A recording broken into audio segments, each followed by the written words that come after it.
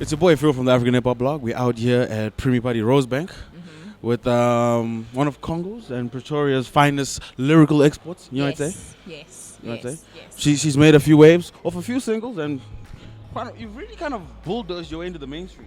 It's random though. It's so random the way I did it. Well, you seem to be doing something, right? Yeah. I mean, you just dropped BUA Yes. over the weekend, produced by Ganja Beats. Yes. Crazy flutes on that joint. Crazy flutes on that joint. So tell us, what is the plan with that single? Okay. The plan is basically to take over. That's the plan. Okay. Nah, man. It was really just a thing of me just let me put out music, something different, not a typical hip hop song that people would hear like on a daily with 808s and trap beats and stuff like that. It was something I just wanted to try out. I'm not scared to try stuff. You know what I mean?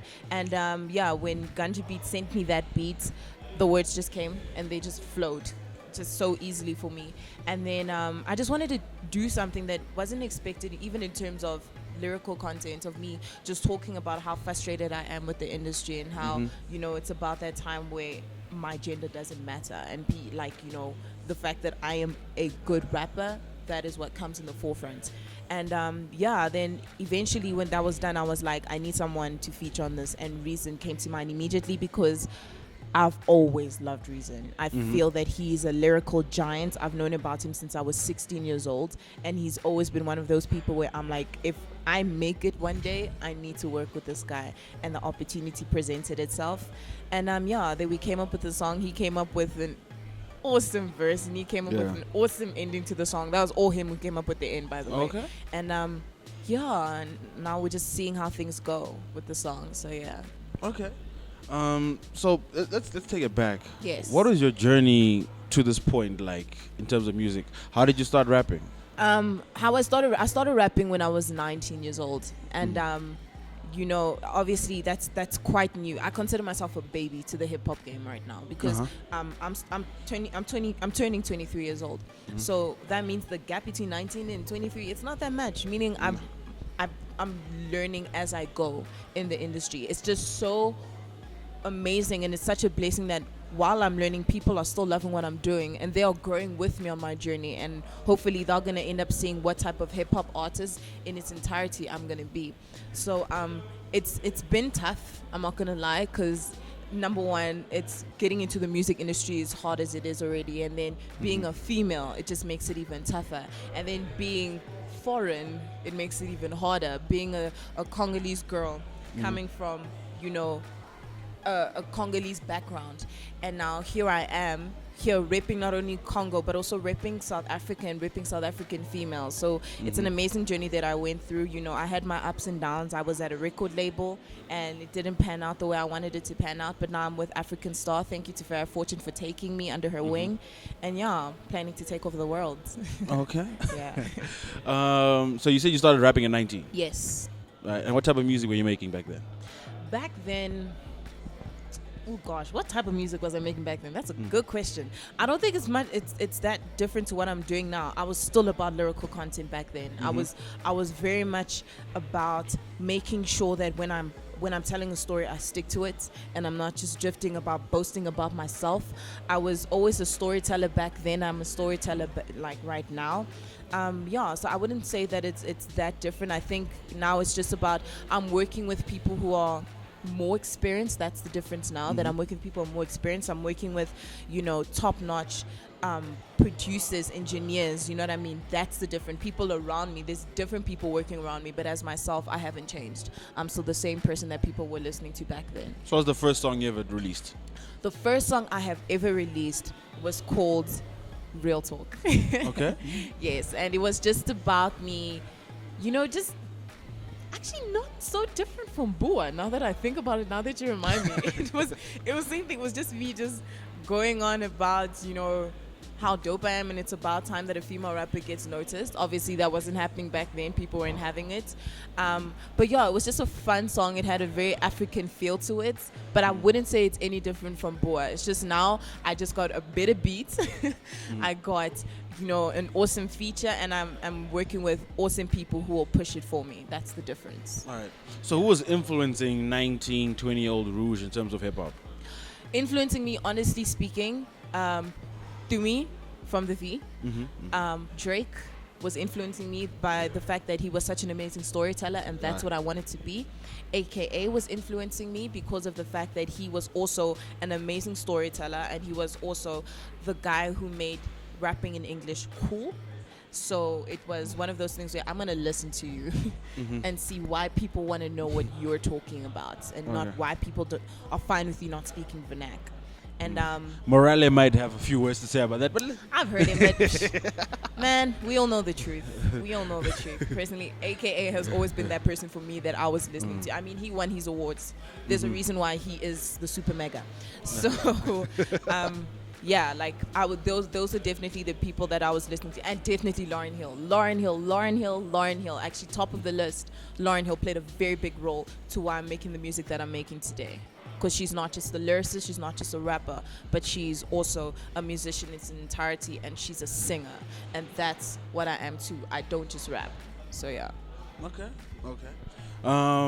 So since your debut release, Real Talk, Yes. how many singles or projects have you released since?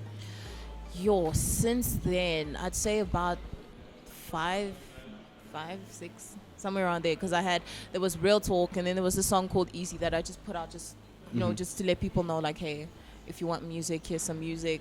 Then there was Party, as people know. Then there was Migorazon, and then there was Output. Because before there was a period where I was just quiet for a while because I was with a label, and it's kind of hard doing your own stuff when you're not.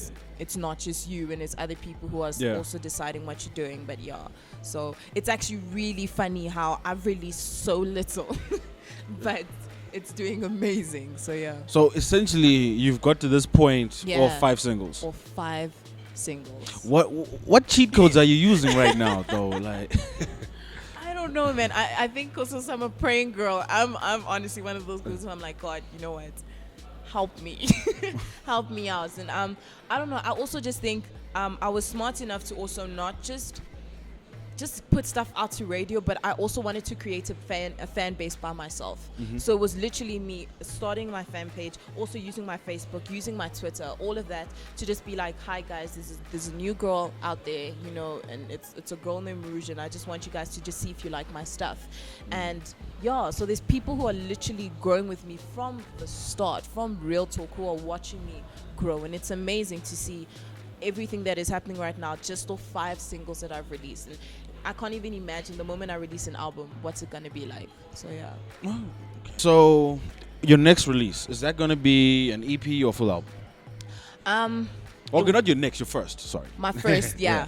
Remember that. This is the first. It's gonna be an album. I wanted to release an EP, but I'm like, nah, you know what? I've already been doing this whole thing where I haven't been giving people a lot. And I feel like it's that time where, you know what, when that time comes, which is probably, hopefully soon, I want it to be an entire project where people are like, you know what, I have eaten, I am fed, I am full. You know what, Rouge has given me everything I want. I cannot ask for more right now. And then I'm going to give them more, because it's like, you know what, you guys have stayed loyal to me when I was still just giving you samples, basically. Like, people need to remember, I have not released a mixtape. Not a single mixtape. I have not released an EP. I've done none of that. These are just singles that I'm putting out there to see how people react to my music. So that moment when I drop my album, they will know that it's like, there's a reason why we waited this long. So yeah. Okay. What's the sound for that album gonna be? Do you have a direction you wanna go with, or you just gonna be grouping stuff together? You know what? I can't tell you right now. One thing that I do know is I want it to be lyrically strong, like fire lyrically, and also just content, man. Content needs to be there. The stories need to be there. There needs to be a flow. There needs to be a storyline with my entire album. And the way that I'm going right now, I feel like the way I'm writing is basically to let people, to tell them my stories of how I got to the point that I am today, to talk about my struggles, and to talk about the type of, I don't want to call myself a celebrity because I will never call myself that, the type of famous person I want to be, and the type of person that I want people to look up to. And that, I think, is going to be the basis of my album. It's going to be the story and my journey of how I've gotten to the point that I am at today. All right. Okay. Well, the last 3 singles, there's definitely a pattern that I've noticed. Yes. A lot of rapid fire lyrics, up-tempo beats. Yes. So stuff that crosses over. It's still lyrical, but plays in the Yes. club. Is that the sound you're going for, or is just what you felt like releasing? No. You know what? At the end of the day, when you're making music and it's something that you also want to live off, you also need to remember that it's not just about what you think, and it's also about your fans and this type of music that your fans also want to listen to. So right now it was about, okay, I know that I'm strong lyrically, and I know that I also, as much as I'm able to tell stories and just like a slow tempo type of beat, I also want to have songs that people can jam to. So the moment that I decided to release that and having music that I can perform out there in the clubs and stuff like that, it was like, okay, cool. Now I know I can do that. So now that moment when I decide to drop the music where it's like, now I just want you guys to listen to what I'm saying, it's going to be fire. Like, it's all planned out in my head right now. Like, because I know for myself, when people hear my album, they will know what type of music that I make. They will know what is my content. They will know what type of beats I make. And my beats are more, the typical hip-hop slow tempo type of beats, because I'm a storyteller and I want people to know what I'm saying and I want people to hear what I'm saying. So that's definitely something that they can look forward to in my album. There's going to be a lot of that. So, yeah. Okay. As a woman in hip hop, yes. I gotta start asking the obligatory. you know this portion of the show. Yes.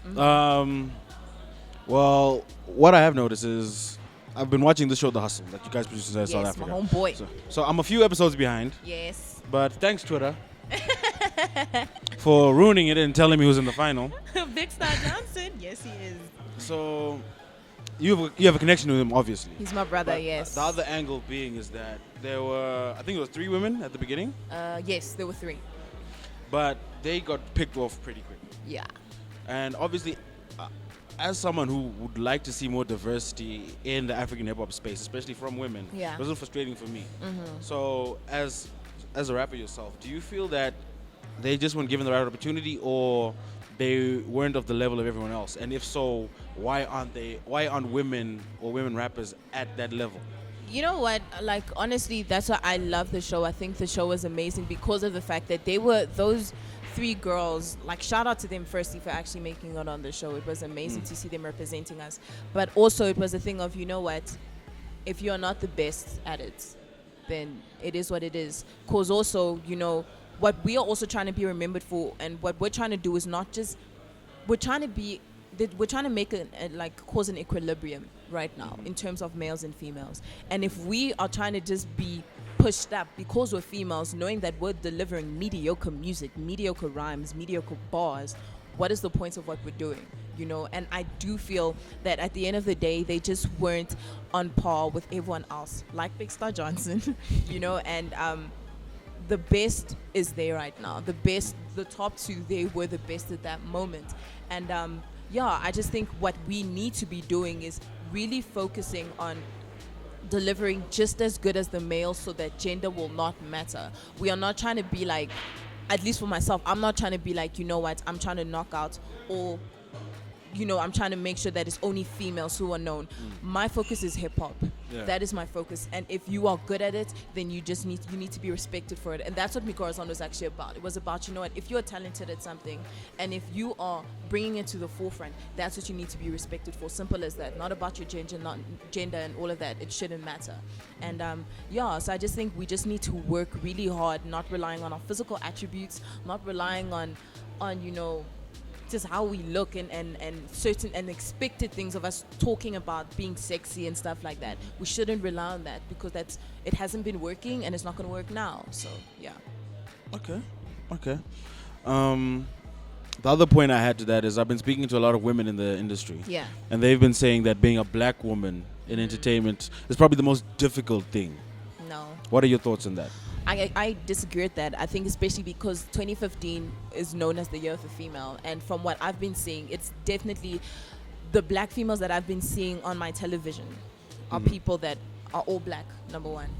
And it's the people that I I strive towards being like, I strive to being better than, because they have set such a mark, such as people like Bonang, such as Nomzamo Mbata, who is the face of Neutrogena, if I'm not mistaken, Garnier, one of the two.